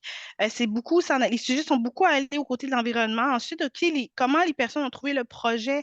Ils pensent bien sûr à garder la zone verte. Et puis, on a parlé notamment de la circulation du trottoir, la question d'élargir le trottoir déjà à la hauteur sur bel et bien Astrid. Et puis, on a parlé de l'intention, bien sûr, du plein air. Et puis, si j'ai d'autres... Oui. De conserver les arbres. Ben, oui, merci. Dans la mesure du possible, les constructions neuves, de ne pas raser. Et donc, d'essayer de... C'est sûr qu'il y a des contraintes parce que les véhicules qui se déplacent, les pépines, les 10 roues, etc., c'est difficile à construire, mais du moins essayer de le faire dans la mesure du possible. Ça fait que la personne qui emménage dans sa maison neuve a déjà un ou deux arbres matures. Le quartier reprend la forme mature plus rapidement. Donc, je pense que si on est capable d'essayer de les conserver, les beaux arbres qu'on voit dans Montant, la parc, l'ancien camp du Beau-Royal, ce serait très, très agréable.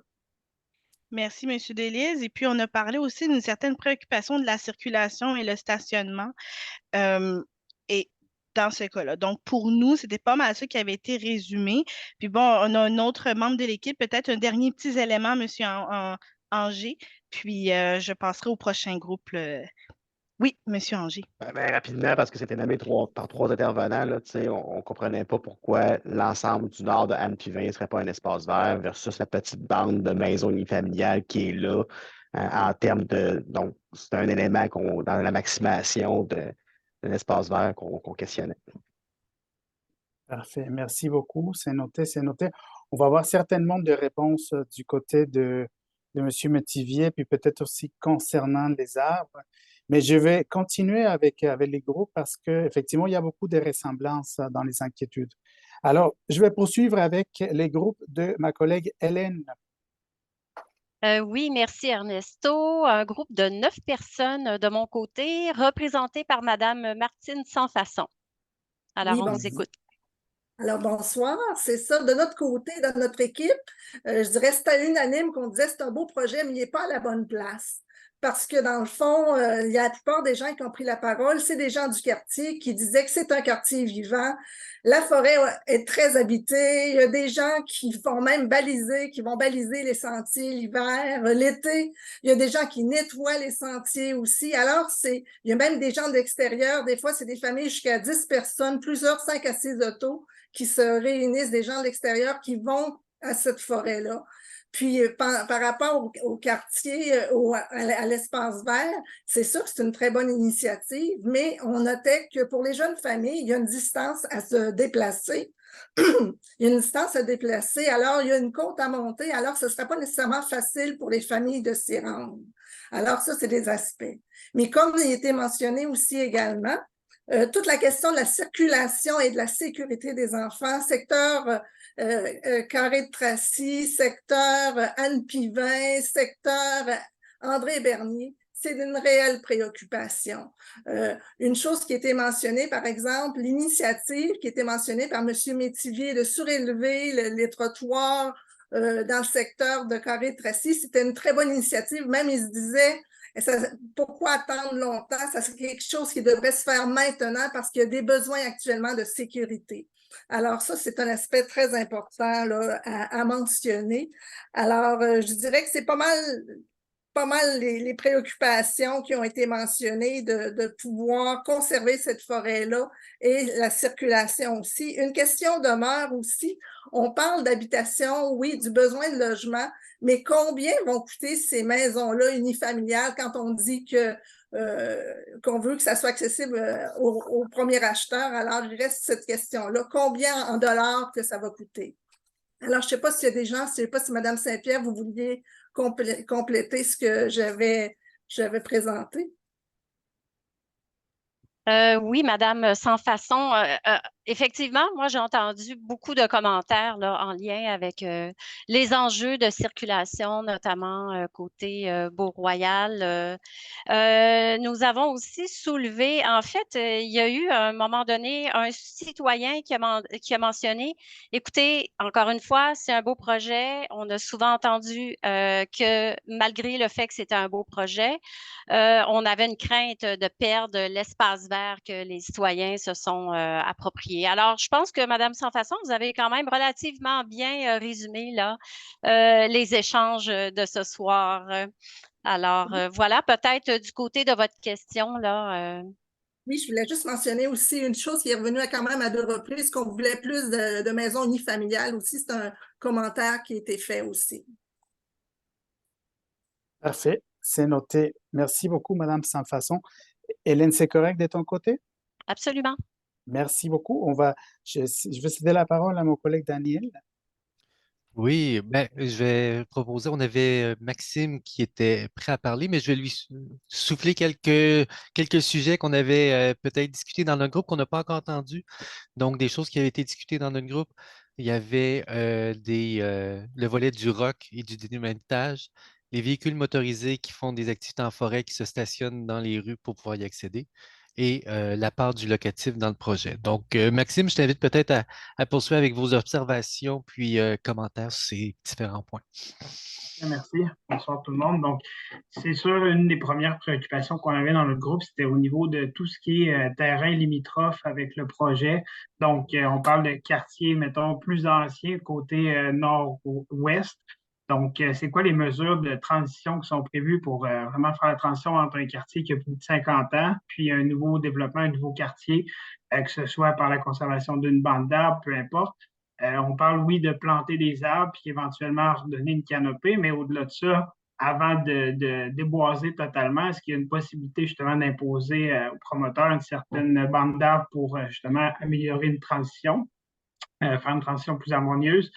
Sinon, au niveau des espaces verts, je pense que ça a été répété dans d'autres groupes, là, mais très peu de détails à ce niveau-là, ne serait-ce que la teneur du deal avec la ville, puis où ça s'en va. On parle de la stratégie de plein air qui serait possiblement annoncée juin 2024.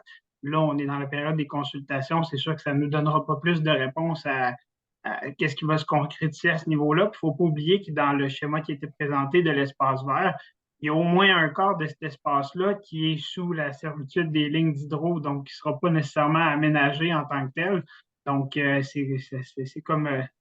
il y a quelqu'un dans le groupe qui disait que c'est un peu la pépite d'or pour nous intéresser au projet, mais ça serait d'avoir plus de détails là, à ce niveau-là.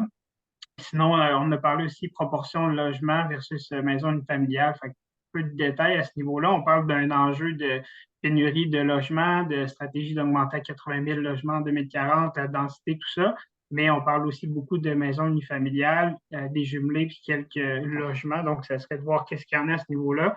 Même chose pour ce qui est du transport collectif dans le secteur, sachant que la ville avait décidé d'abandonner puis de sacrifier le Charlesbourg là, au détriment des secteurs de Destimoville, Sainte-Foy, Le Bourgneuf dans la stratégie de transport collectif.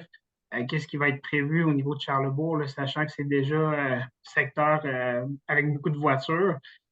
Mes collègues ont parlé aussi de la circulation alternative. Là, je pense que c'est revenu dans d'autres groupes là, au niveau des rues secondaires pour comme un peu évacuer le quartier, là, que ce soit avec Anne-Pivin ou Volt pour sortir là, au nord-ouest du nouveau développement. Sinon, comme Daniel le disait, là, au niveau du fait d'être montagne des roches, secteur avec beaucoup de fonds rocheux, ça a probablement déjà été regardé au niveau de la ville, mais tous les derniers travaux de construction qui ont été faits dans le secteur, ça a été hyper compliqué là, de creuser puis tout ça. Fait qu'est-ce qu'il faut prévoir des mois et des mois de dynamitage, puis ça va être quoi les répercussions pour les résidents, sachant qu'on habite à quelques mètres ou centaines de mètres ou moins d'1 kilomètre de la carrière sur Louis XIV, qui d'année en année grandit où les activités continuent. Donc, probablement que les gens du secteur, dès qu'il y a un petit vent d'est, vous entendez probablement même le soir les activités de la carrière, là, comme s'ils étaient dans la cour en arrière de chez nous. Puis, il y a déjà une forêt qui protège le bruit. Donc, si on enlève toutes ces forêts-là, qu'on fait un quartier, ça va être quoi le bruit qui vient de la carrière? Fait que c'était une des préoccupations qu'on avait. Sinon, au niveau de l'axe routier, M. Métivier parlait aussi au niveau de Beau-Royal. C'est un axe qui est déjà désuet, on va dire. C'est vraiment pas large. On parlait de déneigement l'hiver, des fois c'est hyper dangereux quand il y a les bacs de poubelles, le recyclage dans le chemin, les enfants, le trottoir il n'est pas large, il y a des nids de poules partout, été comme hiver, même si on fait des travaux là, de réparation. Puis il y a les maisons, que ce soit des nouvelles propriétés ou des anciennes propriétés, sont collées sur la rue. Fait que de rajouter la circulation là-dedans, là, pour nous, c'était une préoccupation. Puis un collègue, là, M. Lepage, nommait aussi les enjeux avec VTT, motocross dans le boisé. Là. Si on crée un espace vert, ben, est-ce que ceux qui font du VTT, motocross, ben, ils vont passer finalement par chez les gens directement, la rue Arlequin, trouver d'autres possibilités ou au bout de la rue du Volt plutôt que d'aller au bout de Anne-Pivin. Donc, c'était les préoccupations qu'on avait là, dans notre groupe. Je ne sais pas si j'en ai oublié. Là. Merci beaucoup, Maxime. Il y avait justement les nouveaux raccourcis, donc tu l'as mentionné, donc c'est complet pour notre côté. Merci. Merci à vous deux. En fait, si vous me permettez, je vais me lancer aussi à mentionner les conclusions de ma table et par la suite, on va revenir. Et je sais qu'il y a quelques questions écrites qu'on pourrait répondre verbalement et qui peut donner aussi des réponses à certaines inquiétudes qui ont été déjà mentionnées par les groupes. Alors, je vais me lancer. Effectivement, on a parlé des inquiétudes concernant la dynamique qui pourrait amener la construction du projet. On a parlé des roches, un peu de la topographie du lieu, là. Effectivement, comment va se passer? Est-ce que le promoteur a déjà prévu tout ça? Est-ce qu'il y aura beaucoup de camions qui vont circuler lors de la construction? Et voilà, les enjeux concernant la sécurité routière ont revenu aussi. Et, effectivement, on a parlé d'aménagement de petits parcs pour les enfants dans l'espace vert. Et l'inquiétude sur la coupe d'arbres revient également, là. Et effectivement, on dit qu'actuellement, c'est un lieu récréatif et pour les gens, ça serait comme très, très dommage de le perdre. Alors, voilà, on souhaite conserver des espaces verts. Et, on a parlé de la conservation en particulier de terrains qui sont dans la partie nord de la rue Anne-Pivin. Et quoi de plus, on a parlé du fait que sur l'avenue Beau-Royal, il y a une autre circulation et les gens roulent vite. Alors, il y a un enjeu de sécurité routière, il faudra aussi le prendre en considération. Et on a parlé des problèmes de stationnement pour les gens qui ont accès au parc, notamment les visiteurs qui arrivent et qui se stationnent un peu partout pour aller se promener. Alors, il y a effectivement cet enjeu. On nous demande si, dans les cadres, mettons, de cet espace dans la partie nord, il y aura des aménagements pour garantir du stationnement pour tout le monde, pour les visiteurs. Et on nous a parlé d'un problème de pression d'eau potable. On a eu la réponse du côté de M. Mercier, mais effectivement, c'est une situation qui a été décrite par 2 ou 3 personnes de mon groupe. Alors, la question, c'était, étant donné qu'il existe déjà une problématique de pression d'eau, qu'est-ce que prévoit la ville et le promoteur pour le régler? Est-ce que l'ajout de nouvelles propriétés va augmenter cette problématique? Voilà. Alors, quoi de plus? La sécurité revient toujours. On nous a posé la question sur un échéancier. Combien de temps ça pourrait durer la construction de ces développements? Et aussi, on nous a posé la question, ça commence par où? L'aménagement d'une rue? De quelle rue? Est-ce qu'on commence avec quel genre de maison? Voilà, c'était la question aussi. Bien sûr, la question sur la conservation le plus possible d'armature revient toujours. Et on nous a demandé aussi sur la capacité de l'infrastructure pour l'accueil des eaux de pluie, les égouts. Qu'est-ce qui se passe avec la pente, la pluie? Est-ce qu'il existe vraiment cette capacité? Et, voilà. On nous a aussi parlé, les logements, effectivement, ça revient là. Les gens sont d'accord sur le fait qu'une densité plus basse, c'est mieux. Et on parle plutôt des triplex, rester avec les unifamiliales au lieu d'aller plus avec les 6 logements. Et si jamais on va de l'avant avec cette graduation, comme respecter ce qui existe déjà puis aller avec la graduation plus du côté, enfin le plus dense du côté sud, puis aller comme ça vers le nord en diminuant la densité. Et voilà, quoi d'autre plus? Laissez-moi vérifier les arbres, les arbres matures. Ben, les gens sont d'accord avec l'aménagement de pistes cyclables, ils sont même contents, mais ils se posent la question, c'est quoi le plan de la ville à long terme pour connecter ces aménagements avec d'autres pistes, avec un réseau plus large? Et parce qu'effectivement, les gens considèrent qu'actuellement, le réseau est déficient dans les secteurs de manière générale. Il y a la question sur les coûts également, les coûts par unité à peu près. On sait que c'est peut-être tôt, mais avoir une idée en tête. Et on était d'accord que le CPE, c'était une bonne idée. Enfin, il y a eu des pouces un peu partout, là. Effectivement, les gens croient qu'il faut travailler là-dessus. Et, par contre, au niveau des commerces, on croit que ce n'est plus nécessaire par rapport aux services plutôt. Au commerce, c'est plus nécessaire d'aménager ou d'avoir parce qu'on a déjà suffisant, mais le CPE, c'est une très bonne idée. Et voilà, par rapport au parc, on nous a demandé la proposition d'aménager un skate park dans la partie boisée, là, parce qu'il y a des gens qui pratiquent voilà, différentes activités. Effectivement, l'insuffisance concernant la capacité de l'école est revenue également. Et on a parlé peut-être de l'aménagement d'une école dans un espace, on a parlé du mini-golf. Enfin, il y avait la question si cet endroit, c'était comme prévu pour une nouvelle école. Voilà, je vous l'ai dit comme ça, c'était une inquiétude qui a été soulevée. Alors voilà, c'est tout ce qui est pour mon groupe de 11 personnes. Je ne sais pas s'il y a quelqu'un du groupe qui souhaite compléter. Sinon, on va peut-être passer directement aux réponses. Marie, je pense qu'on pourrait peut-être commencer avec... Oui. Parfait. Donc, écoutez, je vais vous lire des questions qu'on a reçues par écrit. Ça va peut-être éclairer tout le monde. Donc, d'abord, je vais poser une question concernant les arbres ou question préoccupation de Madame Vieux-Fort au sujet de la préservation des arbres sur les terrains. Pourtant, dans le secteur actuel, les maisons ont été construites en conservant des arbres dans les cours avant et arrière. Voire avenue de l'Arlequin, rue du Volt, etc. C'est vraiment une question de volonté, voire d'obligation à l'égard du constructeur. Donc, est-ce qu'on peut apporter des précisions sur les règles là, au niveau de la protection et de la plantation des arbres? Je vois M. Jérôme Picard, oui. Je peux peut-être juste dire brièvement, là, Jérôme Picard, je suis conseiller en environnement et ingénieur forestier à la division de la foresterie urbaine. Je faisais partie des collègues tantôt que Ernesto a nommé comme en ajout. Peut-être juste faire une petite mise en contexte, c'est-à-dire que je pense que la préoccupation en lien avec l'aspect arbre est très bien entendu, autant promoteur et ville à ce niveau-là. L'atelier d'échange cherchait justement à ça.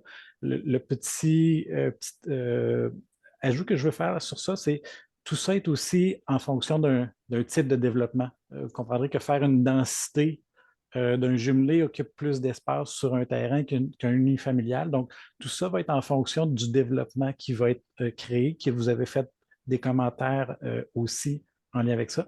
Et peut-être des petits éléments supplémentaires sur, il faut aussi comprendre, ça a été amené, je pense, par M. Delisle, c'est un secteur en pente, donc qui veut dire changement de niveau potentiel, et c'est un secteur à arbres matures. Et quand on change les niveaux sur des arbres matures, il faut des plus grandes zones de protection à la conservation de ces arbres-là. Pour assurer une viabilité, c'est aussi des arbres qui vivent en communauté. Donc, garder une espèce par-ci, par-là pourrait se retrouver avec un succès mitigé. Je ne dis pas que c'est impossible du tout, ça se fait, mais il y a disons qu'il y a des choses là, qui ne semblent pas toujours évidentes à la conservation lors de ces développements-là. Voilà le petit côté arbre là, que je peux ajouter. Merci, M. Picard. Oui, Marie, on poursuit avec la question. Oui, parfait. Donc, je continue avec une question qui concerne le bassin de rétention. M. Warren demande, est-ce qu'un seul bassin de rétention est suffisant pour 350 unités de logement? Il va en avoir plus qu'un, en fait, là. Les eaux vont être distribuées vers 2 bassins de rétention. Un qui est existant, qui va être agrandi, puis un nouveau. Les bassins, en fait, ils vont être la grandeur qu'il faut pour accueillir le développement. Ils vont être ajustés en fonction du développement, en fonction de la densité qu'on va y retrouver. Donc, comme on disait, moins qu'on garde d'arbres, plus qu'on fait une grosse densité, bien, plus qu'on génère d'eau, plus qu'on doit en retenir. Parfait. Merci beaucoup, M. Mercier. Donc, on avait ensuite une question au niveau de la taille en superficie que représentent là, les maisons unifamiliales. On parle de combien de pieds carrés de terrain pour les maisons unifamiliales? Donc, peut-être M. Pelletier pour répondre à cette question-là. Oui, S'il vous plaît. effectivement, merci Marie. C'est encore très préliminaire, hein. On est en train de faire les plans de conception. Ce qu'on voit actuellement, c'est des terrains, je dirais, conventionnels unifamiliales. On parle de 4000 pieds carrés à 6000 pieds carrés, là, ou 400 mètres carrés à 600, 650, là, plus qu'on est dans la partie éloignée, plus qu'ils sont grands, plus qu'on se rapproche un peu du centre, ils sont un petit peu plus petits. Parfait, merci beaucoup. Donc, ensuite, on a une Il question. faut que je corrige ça, là, parce que c'est pas vrai. Oh, Les terrains ont 16 mètres et Monsieur, plus. ouais. OK. Alors, peut-être qu'on pourra apporter des précisions sur les dimensions là, des terrains. Étienne. De toute façon, oui, vas-y. Oui. Je vois des terrains là, qui ont à peu près 16, 17 mètres, 18 mètres de largeur par 35 mètres de profond. Donc, on était à 650, 678 mètres carrés, en tout cas selon ce que j'ai les données là, que le promoteur m'a transmis. Puis dans la partie plus au sud, on parle de 16,5 mètres par 30 mètres de profondeur. Donc là, on est dans des superficies de 480, 500 mètres carrés. Là. Il y a des terrains qui sont un petit peu plus petits à certains endroits, mais moi, j'arrive à 500 mètres, donc on parle d'un petit peu plus que 5000 pieds carrés. Donc 5-6 000 pieds carrés, un petit peu plus. Merci. Marie, oui. Parfait. Oui, et alors il nous reste 4 dernières questions. Donc, il y en a qui concernent le transport, la mobilité durable ou mobilité active. Donc, des questions plutôt pour Marc-Antoine Métivier. Donc, M. Gosselin nous demande à quand pour compléter l'interconnexion de la piste cyclable au bas du boulevard du Loiret. C'est le dernier lien manquant de Charlesbourg-Est vers Limoilou, le lien à côté du Canac Louis XIV. Ce lien est nécessaire à ajouter dans la planif globale du volet cyclable à considérer comme un élément d'intérêt pour ce nouveau projet domiciliaire. C'est en effet un élément d'intérêt. On l'a priorisé. Ce réseau piétonnier-là, la piste cyclo-piétonne du Loiret, il est prévu d'aller la poursuivre jusqu'au niveau du IGA, comme vous avez mentionné, jusqu'au boulevard Louis XIV. La raison du pourquoi on n'est pas capable de préciser une année exacte de réalisation, c'est en raison de la présence d'un cours d'eau qui a une valeur environnementale. Si vous connaissez le secteur, vous connaissez l'avenue de Sully. À ce niveau-là, là, on a un bassin qui est utilisé, qui a une certaine valeur environnementale. On a des vérifications à faire à ce niveau-là, ce qui fait en sorte qu'il est difficile de projeter des travaux en 2024. Chose certaine, je vous confirme qu'il est prévu à court terme, ce lien-là. Vous avez raison, c'est le dernier segment qui nous manque nord-sud à Charlesbourg à cet endroit-là. Parfait, merci beaucoup. Ensuite, on a une question concernant le transport en commun. Avez-vous envisagé un transport en commun comme des bus? Donc, sans demander un tramway, est-ce qu'il y a des bus qui sont prévus dans ce secteur-là? Pour tout, je vais commencer à faire un début de réponse. Mon collègue, M. Pelletier, m'aidera à finir au besoin. Mais pour tout projet d'ouverture de rue, la Ville de Québec, on interpelle toujours le RTC à savoir s'il n'y a pas un nouveau bassin de desserte, un potentiel de clients davantage à venir desservir à cet endroit-là. Au même titre que l'analyse de circulation, le RTC est toujours à regarder s'il n'y a pas un besoin de desservir le secteur. Chose certaine, la rue qui était principale, qu'on parlait tantôt, donc la rue Astrid, la rue Anne-Pivin, sera adaptée pour un parcours de bus au besoin, même s'il n'y en a pas. Exactement, si je peux compléter. C'est un peu comme les commissions scolaires, les centres de services scolaires maintenant, excusez-moi. On discute avec le RTC pour chaque projet, mais également à chaque année, on nous envoie nos prévisions, nos projections de projet. Donc, eux rentrent ça dans leur analyse, puis ils s'adaptent là, avec ce qu'on a comme projet, puis avec les chantiers en construction. Parfait. Merci. Oui, Marie? Alors, encore une autre question en lien avec le transport, donc, ou plutôt le stationnement. Donc, M. Gosselin nous demande, j'anticipe une densité significative avec 350 unités sur cette petite aire. OK de prévoir des stationnements visiteurs, mais la problématique du stationnement vient maintenant des résidents. Il y a trop de véhicules existants par unité, souvent un véhicule par enfant éventuellement. Le problème existe déjà ailleurs dans le secteur. Il faudrait des permis, sinon les rues vont se remplir. Donc, c'est peut-être plus une préoccupation. concernant les enjeux Ben, de stationnement. Je peux peut-être mentionner, c'est sûr que c'est difficile d'évaluer un taux d'occupation du stationnement en amont comme ça d'un projet d'ouverture de rue. Chose certaine, en fonction de la configuration de nos rues, de les largeurs à laquelle on leur attribue, on est déjà capable de statuer si on va devoir intervenir le stationnement pour la fluidité de la circulation ou encore l'entretien de la chaussée d'ordre général. Ce que je vous mentionne, c'est que vous avez raison, en raison de la densité, il est prévu de garder du stationnement sur la rue. Bien sûr, les conditions de stationnement vont être tributaires du réseau cyclable qu'on veut y installer et bien sûr tributaire des largeurs de rue qu'on va prévoir. Étant donné qu'on est encore très en amont du projet, il est difficile de vous confirmer qu'est-ce qui sera maintenu. Chose certaine, on a besoin de stationnement sur la rue. Je suis capable à ce jour de vous dire qu'au moins un côté de la rue sera disponible en tout temps pour ça. Parfait. Merci. On avait une dernière question par écrit, mais avant ça, je voulais juste vérifier avant qu'on se divise en sous-groupes, il y avait eu aussi des questions par écrit qui avaient été posées. Donc, je pense qu'on a répondu à pas mal toutes les questions. Il y avait peut-être juste une question sur la question de l'école. Donc, je pense que c'était Madame Fortin qui avait posé la question sur l'école. Est-ce qu'il est prévu de l'agrandir? Est-ce qu'on peut expliquer comment ça se passe, là, les discussions entre la ville et le centre de service scolaire pour les écoles? Je reprendrai un petit peu la réponse que j'ai donnée tout à l'heure, puis je me rappelle plus si c'était pendant la présentation ou dans un groupe, là. Mais je pense, dans le fond, ce qu'on fait, nous, c'est un peu comme avec le RTC, c'est qu'on on rencontre les centres de services scolaires, on les envoie à chaque année nos projets qui sont projetés dans les 3, 4, 5 prochaines années, hein. On n'a pas une boule de cristal, mais on leur donne un peu ce qu'on voit arriver dans notre portrait de développement. Puis eux, regardent les besoins qu'ils ont, les capacités qu'ils ont, et puis après ça, ils travaillent sur des sites avec nous. D'ailleurs, il faut leur fournir des sites dorénavant. Mais je vous dirais que le cas de l'école que vous avez ici, c'est le cas de toutes les écoles de Québec. Ce n'est pas un cas différent. Toutes les écoles sont en surcharge d'élèves, et puis on cherche des sites, et puis la commission scolaire travaille à trouver des nouvelles écoles, mais encore là, il y a des capacités là, financières là, qui sont limitées. Donc, c'est quelques écoles par année qu'on fait sur le territoire de la Ville de Québec. Mais ils sont très actifs. Merci beaucoup, M. Pelletier.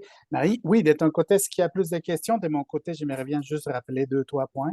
Oui, parfait. Donc, il nous reste une question qui concerne le prix, le coût d'une première maison unifamiliale ou d'un jumelé. Donc, peut-être qu'au niveau promoteur, donner des informations là-dessus. Et sinon, aussi, on va vous partager un lien dans la conversation sur le programme Accès Famille de la Ville qui donne aussi un coup de pouce là, aux familles pour l'achat d'une première unité d'habitation. Donc, je vais vous partager le lien. Alors, au niveau prix, est-ce qu'on a quelqu'un du promoteur qui peut répondre à ça ou c'est pas encore suffisamment avancé pour déterminer le prix? Je pourrais peut-être le déterminer, Marie. J'ai un peu l'information. Oui, vas-y, Étienne. Donc, c'est autour de 370 000 incluant taxes et ristournes. Donc, on parle de 320 quelques mille avant taxes, avant ristournes. Merci. Merci pour la réponse, M. Pelletier. Merci Marie. beaucoup. En fait, de ton côté, Marie, c'est correct? En fait, oui, tout à fait. C'est bon.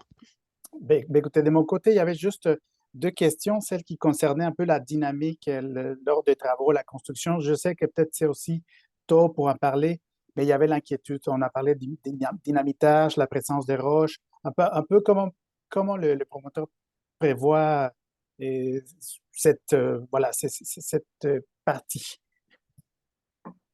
Est-ce qu'on peut avoir des précisions? Oui. Très rapidement, peut-être, je peux mentionner, si on a des inquiétudes au niveau des vitesses pratiquées, du fait qu'il y a des nouvelles personnes qui vont devoir aller dans ce secteur-là en raison des travaux, que ce soit des employés, etc. Nous, au service du transport, on collabore avec le service de police au SPVQ. On est capable d'intervenir de façon ponctuelle et temporaire aux endroits problématiques. Un chantier, par exemple, le projet d'une ouverture de rue, c'est une opportunité aussi pour intervenir. Si jamais vous voyez des enjeux en tant que tel ou vous voulez soulever quelque chose à la Ville de Québec, il y a le service du 3-1 qui est là pour ça. Ça reste le service le plus direct pour communiquer avec nous. Puis nous, en fonction des recommandations et de ce que les citoyens ont pu apercevoir sur le terrain, on est capable de transférer ça au SPVQ là, au besoin. Merci beaucoup, Marc-Antoine. Sinon, la même affaire, là, le 3-1 va communiquer avec nous, là, qui est au niveau de la surveillance du chantier. Donc, le message va se rendre, puis même des fois, c'est nous qui appelons la police également, là. Si on note qu'il y a de l'accélération, que ce soit les camionneurs, que ce soit les sous-traitants ou peu importe, là, ça arrive très fréquemment que ce soit nous qui appelons la police, là. OK, parfait. Puis écoutez, j'y profite pour vous demander un peu. Tantôt, vous nous aviez parlé de ça, là. De quelle façon on peut commencer ces genres de projets? Est-ce qu'on commence par une rue en particulier? On aménage juste. Nécessairement, j'ai abordé la notion de bassin de rétention. Donc, les bassins de rétention vont au point bas du projet. Donc, on commencerait par le point bas, donc nécessairement dans le secteur Astrid. On doit nécessairement aussi se raccorder à une deuxième rue. On ne peut pas seulement avoir un bout, un cul-de-sac. Donc, il faut boucler la rue. Donc, nécessairement, on va se boucler Astrid vers Beau-Royal, Astrid vers Anne-Pivin. J'ai la notion aussi des paliers de pression que j'ai parlé tantôt aussi au niveau de l'aqueduc, là, que j'avais abordé dans un groupe, là. Donc, ça peut amener une problématique. C'est fait que c'est pas nécessairement aussi facile de séparer le projet comme on veut, mais il y a moyen quand même de le phaser. Pas faire ça non plus dans une seule grosse phase là, qui étoufferait un peu tout ça, là, qui sera peut-être un peu trop là, pour le secteur. Mais il y a moyen de phaser ça en 2 phases. Il y a moyen de phaser ça en plus de phases également. Ça va aller avec l'absorption du marché également, là. Parfait. Merci beaucoup. Merci. Alors, j'ai plus de questions de mon côté, des précisions. Marie, de ton côté? Non, moi non plus. C'est bon, on peut conclure. Parfait. Alors, Madame Boucher, la parole est à vous. Merci beaucoup. Merci beaucoup de votre participation, des questions, préoccupations que vous avez apportées. Je pense que ce qui est intéressant, c'est qu'il y a plusieurs préoccupations qui sont similaires, hein, d'un groupe à l'autre. Moi, j'ai été dans un des groupes, mais à vous écouter, on se rend compte qu'il y a des éléments qui reviennent. Je ne referai pas le tour, hein, vous les avez écoutés. Je ne pense pas que ça soit nécessaire, mais on va en tenir compte, c'est certain. À ce stade-ci, les équipes vont continuer à travailler avec le promoteur pour le projet. Ben, en fait, on va attendre aux prochaines consultations qui vont être en présence, mais après, il y a un travail qui est fait pour voir comment intégrer vos préoccupations puis ce que vous recommandez dans le projet pour pouvoir par la suite arriver avec le processus si on continue à avancer en ce sens. Donc, merci beaucoup de votre participation je ne sais pas si certains d'entre vous avaient planifié venir à la prochaine qui sera en présence. Ce n'est pas nécessaire, c'est exactement la même chose que vous allez revivre. Donc, on a déjà une 50aine de citoyens, je pense, qui sont inscrits la semaine prochaine. Donc, si on peut laisser d'autres voix venir à nos oreilles, ce serait parfait. Soyez certains qu'on a pris note et on a la chance d'avoir une équipe là, qui nous font un super rapport de consultation après avec lequel on peut continuer à avancer puis bien travailler, je vous dirais. Donc, merci beaucoup. Merci à vous.